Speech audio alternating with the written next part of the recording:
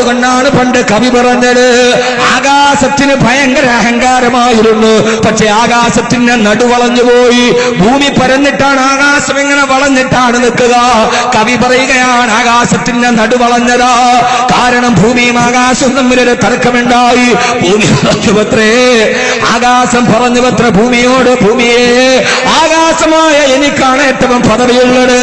എന്റെ മാറിലല്ലയോ ചന്ദ്രൻ ഉദിക്കുന്നത്, എന്റെ നെറ്റിയിലല്ലയോ സൂര്യൻ പ്രവഹിക്കുന്നത്, എന്റെ മുഖത്തല്ലയോ ചന്ദ്രൻ തിളങ്ങുന്നത്. ലോകത്തിന്റെ അത്ഭുതങ്ങളെ അല്ലാഹു ഒട്ടിച്ചു വെച്ചത് എന്റെ ശരീരത്തിലാണ്. അതുകൊണ്ട് എനിക്കാണ് ഏറ്റവും വലിയ ശേഷിയുള്ളതെന്ന് ആകാശം ഒരിക്കലും ഭൂമിയോട് അഹങ്കാരം പറഞ്ഞുവത്രേ. ആ സമയത്താണ് ഭൂമി മറന്നു വന്നത്. നിനക്ക് സൂര്യനുണ്ടായിട്ട് കാര്യമെന്താ, നിനക്ക് ചന്ദ്രനുണ്ടായിട്ട് കാര്യമെന്താ, നിനക്ക് നക്ഷത്രമുണ്ടായിട്ട് കാര്യമെന്താ? ആ സൂര്യനേക്കാൾ പ്രകാശമുള്ള, ചന്ദ്രനേക്കാൾ സൗന്ദര്യമുള്ള, നക്ഷത്രത്തെക്കാൾ തെളിച്ചമുള്ള മേരി ബത്തിനുമേ ഷാഹദാറേ മദീന, എന്റെ ഗർഭപാത്രത്തിലല്ലയോ അല്ലാഹുവിന്റെ റസൂല് ഉറക്കമുറങ്ങുന്നത്. അതിനേക്കാൾ വലിയ പതിവ്രത പിന്നെ ആരാണുള്ളതെന്ന് ചോദിച്ചപ്പോ നാണം കൊണ്ട് ആകാശത്തിന്റെ നടുവളഞ്ഞു പോയതാണ്.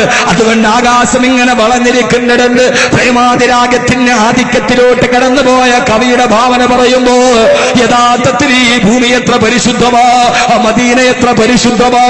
രാവിലെ സുബഹി നിസ്കാരത്തിന് ബാങ്ക് വിളിക്കുമ്പോ 70,000 മലക്കുകൾ ഓരോ മണിക്കൂറിലും വന്നിറങ്ങുന്ന, പിറ്റേ സുബഹി വരെ ഓരോ മണിക്കൂറിലും 70,000 മലക്കുകൾ ആകാശലോകത്ത് നിന്ന് വന്നിറങ്ങുന്ന, 10,000കണക്കിന് ആളുകൾ വന്ന് ആവലാതിയും വേവലാതിയും സങ്കടവും കണ്ണീരും പറയുന്ന, ആ കണ്ണീര് വന്നിട്ട് ഭൂമിയുടെ മണ്ണ് മുഴുവനും ഉപ്പുരസമാകുന്ന ആവലാദികളും വേവലാദികളും സങ്കടങ്ങളും കണ്ട് അതിന്റെ ഉള്ളിൽ ഇതെല്ലാം കണ്ടുകൊണ്ട് ലോകത്തിന്റെ നായകനെ ചരിഞ്ഞ് കിടന്നുറങ്ങുമ്പോ ലോകത്തിന്റെ അത്ഭുതമാണ് മദീന.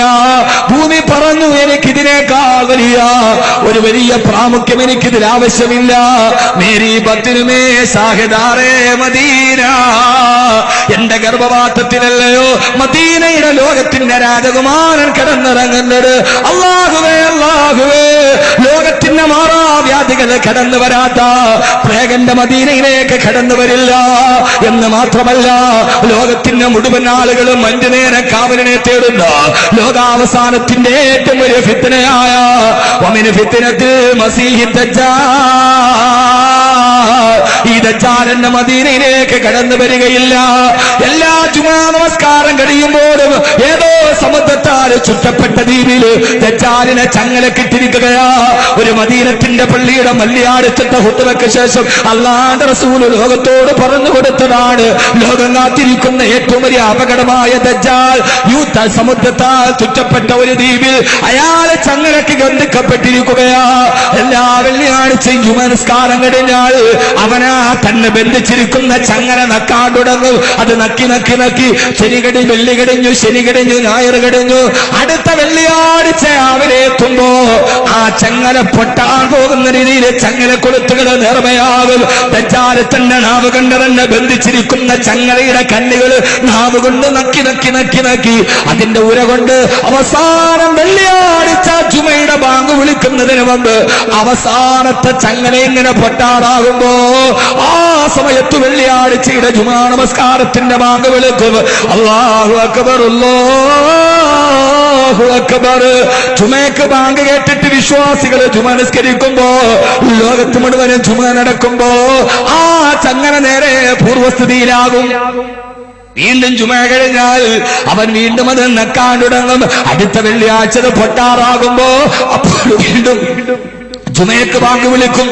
വിശ്വാസികളെ ജുമ നിസ്കരിക്കുമ്പോ പിന്നീട് ആ ചങ്ങല വീണ്ടും പൂർവസ്ഥിതിയിലാകും.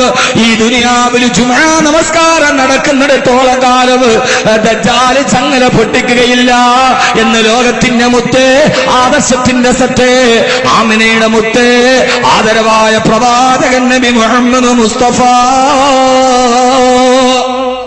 സല്ലല്ലാഹു അലൈഹി വസല്ലമ ലോകം മുഴുവനും ദജ്ജാൽ ഓടിക്കടന്നാലും എന്റെ മദീനയിലേക്ക്, ഞാൻ എന്റെ ഉറക്കറയിലേക്ക്, എന്റെ അൻസാറുകളുടെ മണ്ണിലേക്ക് ദജ്ജാല് കടന്നു വരില്ല സഹാബാ.